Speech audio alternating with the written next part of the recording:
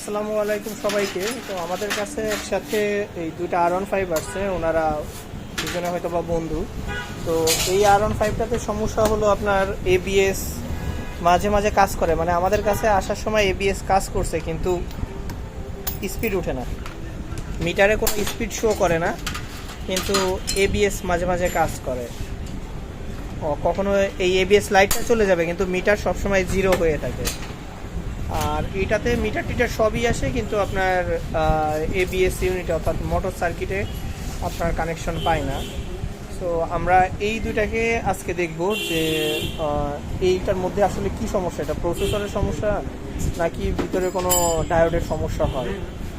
এটা আজকে যদি ঠিক করা পসিবল হয়, কারণ এই সমস্ত ক্ষেত্রে ঠিক করার সম্ভাবনা অনেক কম থাকে। যদি প্রসেসরে হয় তাহলে আর ঠিক করা যাবে না, কিন্তু ভিতরে যদি আপনার কোনো ডায়োডে হয় তাহলে ঠিক করে দেওয়া যাবে। আর এটা যেহেতু একটু সমস্যা কম, এটা একটু নর্মাল সমস্যা, তো এটা ইনশাল্লাহ ঠিক হয়ে যাবে।